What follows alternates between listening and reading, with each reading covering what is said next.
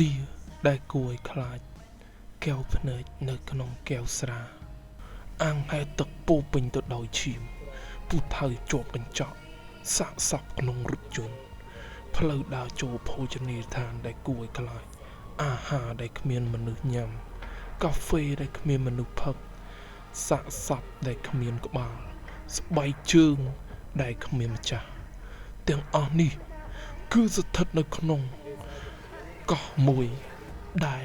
មិនដែលស្គាល់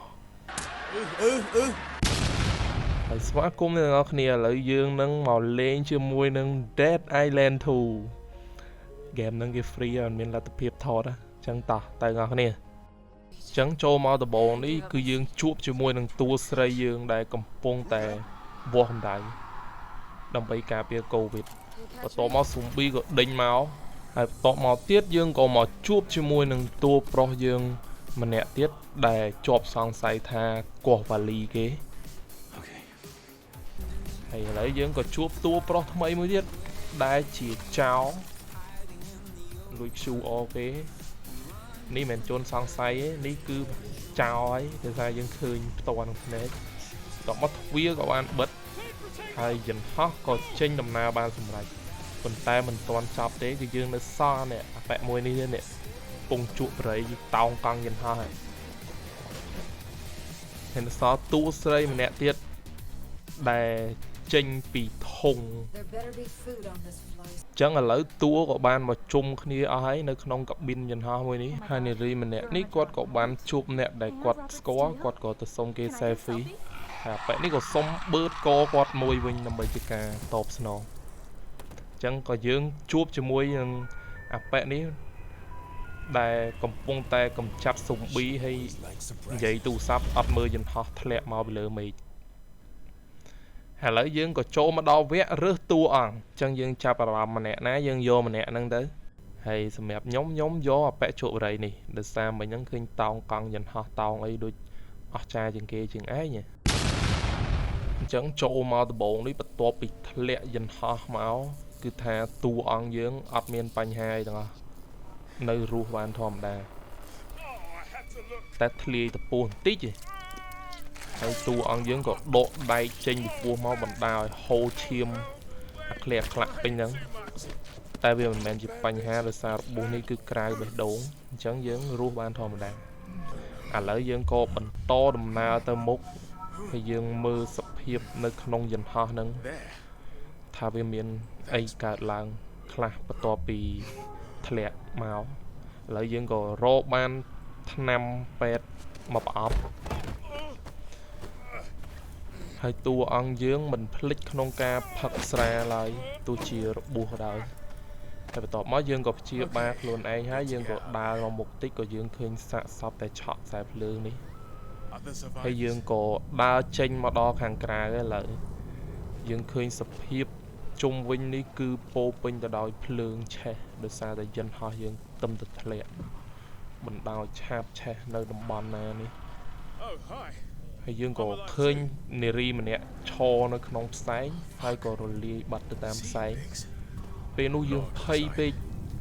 តែក៏ឃើញមនុស្សម្នាក់ទៀតយើងក៏ទៅរកគេប៉ុន្តែនេះមិនមែនជាមនុស្សទេនេះគឺជាសាកសពមិនដឹងស្អីមិនដឹង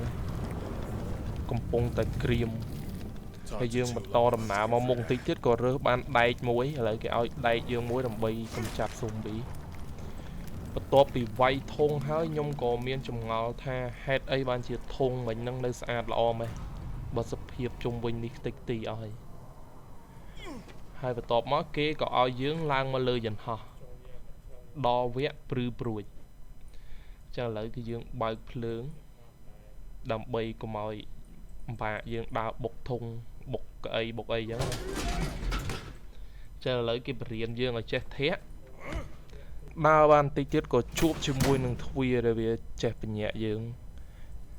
ហើយខ្ញុំចង់ដឹងឲ្យច្បាស់ក៏រត់ចូលមើលក្នុងបន្ទប់ទឹកនេះតើមានណាគេនៅក្នុងហ្នឹងអត់ប៉ុន្តែអត់មានទេដោយសារឥឡូវវាទំនើបទ្វារចេះបើកអូតូចឹងបន្ទាប់មកខ្ញុំក៏ឃើញស្លាបដង្ហើលម៉ាស៊ីននេះវាកំពុងតែវិលមិនទាន់ខូចពេលនោះខ្ញុំភ័យស្លន់ស្លោពេកមិនដឹងជាទៅណាទៅណី ហើយរកអ្វីធ្វើក៏មិនត្រូវខ្ញុំក៏សម្រេចចិត្តរត់ចូលស្លាប់យន្តហោះនៅចិត្តផ្ទុះនោះទាំងដែលដឹងថាវាចិត្តផ្ទុះអត់យល់ហើយឥឡូវយើងក៏មកដល់កន្លែងនេះយើងដើរសុកស្រាប់តែឃើញគេបាញ់ flame gun ឡើងលើមេឃពេលហ្នឹងយើងក៏រំភើបគិតថាមានមនុស្សហើយរត់ចូលយន្តហោះក៏ដល់កន្លែងវាបញ្ញាក់យើងម្ដងទៀតហើយឥឡូវយើងក៏មកដល់ទ្វារនេះចាំបន្ទាប់ពីយើងបើកទ្វារនេះមកយើងក៏បានឃើញពណ៌ដែងមួយក្រុមជាមួយនឹងនារីម្នាក់កំពុងតែឈររេរោមិនដឹងជាធ្វើស្អីនៅកន្លែងនេះហើយបន្ទាប់មកពួកយើងក៏បានសំណេះសំណាលគ្នាសួរសុខទុក្ខគ្នាបន្តិចបន្តួចហើយគាត់ក៏សួរខ្ញុំថាអូនឯងធ្វើការរកខែប្រាក់ខែម៉ាណាហើយខ្ញុំក៏និយាយរកគាត់ពេលនោះស្រាប់តែឮសំឡេងមនុស្សធ្ងរនៅចិត្តហ្នឹងហើយខ្ញុំក៏ទៅបើកមើលស្រាប់តែឃើញបុរសម្នាក់កំពុងតែរងរបួសយ៉ាងដំណំហើយជាមួយនឹងប្រពន្ធគាត់ដែលគេងនៅចិត្តនោះពេលនោះខ្ញុំក៏ទៅមើលនាងហើយក៏ឃើញថានាងបានស្លាប់បាត់ហើយដោយសារតែយើងជាមនុស្សដែលល្អអញ្ចឹងយើងក៏ជួយលើកដែកចេញពីជើងបុរសម្នាក់ដែលកំពុងតែជាប់នេះប៉ុន្តែដោយសារអត់ហាត់សាច់ដុំធ្វើឲ្យគ្មានកម្លាំងលើកដែកនេះរួចហើយក៏លឺសំឡេងស៊ុំប៊ីចេញមកធ្វើឲ្យពួកគេប្រមាណអ្នកនោះស្លន់ស្លោជាខ្លាំងចង់រត់ផងចង់នៅផង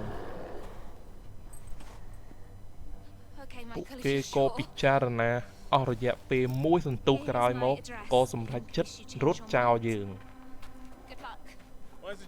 ហើយបន្ទាប់ពីគេរត់ចោលយើងមកយើងក៏នៅម្នាក់ឯងជាមួយនឹងបុរសដែលរងរបួសនោះបន្ទាប់មកយើងឃើញអាម៉ាក់យើងម្នាក់ទៀតកំពុងតែសន្ងំបែកខ្នងស៊ីនំប៉ាវមិនប្រាប់យើងពេលដែលយើងចូលចិត្តវាស្រាប់តែហក់មកខាំយើងពេលនោះខឹងពេកធាក់វាម្ជើងហើយក៏យកដែកដែលនៅដៃនេះវាយយកដោយសារតែខឹងវាពេកមិនយល់ថាថៃអនស៊ីនំប៉ាវហើយចង់ខាំយើងទៀតចាឥឡូវយើងក៏រើសបានញញួរមួយទៀតហើយក៏ចេញនារីម្នាក់ពេលដែលកំពុងអោនរើសនឹងមករកខាំដៃយើងហើយគាត់មិនអស់ចិត្តមករកបឺតមាត់យើងថែមទៀតយើងក៏ប្រើកម្លាំងដែលសេះសល់រុញគាត់ចេញទៅម្ខាងបន្ទាប់មកយើងដឹងថានារីនោះគឺជាស៊ុំប៊ីក៏បានទាញពូថៅមកដំយកមានអីដាក់នឹងជើងដៃអីចេះទៅទៅហើយអានេះបាច់ម៉ែចែកឲ្យបន្ទាប់ពីយើងកំចាត់ស៊ុំប៊ីអស់មួយក្រុមក៏ចេញស៊ុំប៊ីមួយក្រុមទៀតមកដែលមុននឹងមិនទាន់ភ្ញាក់ពីដេកឥឡូវយើងក៏កំចាត់ស៊ុំប៊ីចោលមួយក្រុមនេះទៀត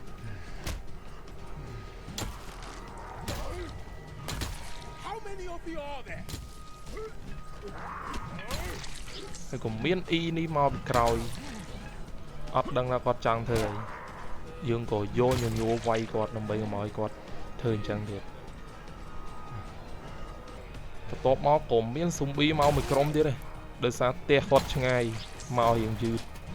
អញ្ចឹងយើងក៏ចាត់ការគាត់ចោលពេលនេះសល់តែដៃក៏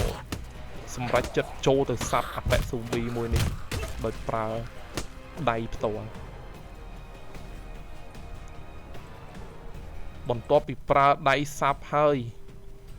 អស់ស៊ុំប៊ីក៏ដល់វគ្គគេឲ្យយើងនេះយកអីគប់ទៅលើកង់ឡានមិនដែលយើងអត់ដឹងទៅយកគប់អាំពូលភ្លើងនោះឯណាអញ្ចឹងដោយសារតែបត់ពិសោធន៍ដែលធ្លាប់ខុសក៏ធ្វើឲ្យយើងធ្វើត្រូវគប់ចំកង់ឡានបណ្ដាឲ្យទុះកន្លែងដែលស៊ុំប៊ីមកតែឥឡូវនេះក៏ចេញអ៊ីមកក្រោយគេនេះគាត់មកយឺតតិចដោយសារមុននឹងជូនកូនទៅរៀនចាឥឡូវបន្ទាប់មកយើងក៏មកជួបជាមួយនឹងអបិនេះវិញបើមើលទៅសភាពគាត់ដូចជាធ្ងន់ធ្ងរអីគាត់ដូចចង់បាត់បង់ស្មារតីងងុយដេក dương có prap có tha phật sra sân tư đầm bay rùng ngọt bà rầm tha le nắng tắc cái nào cái này tỏ dương to thiệt bên nụ propon quạt cổ đằng khuôn dương có do sra từ bạch trọ mọt quạt đầm bay ở quạt sàng còn tay quạt mình prom phật sra hơi cổ họ mặc ham tay dương dương chư phê trom ban cổ vô đột sra nụ vay của bà quạt hơi quạt khăng vào đây quạt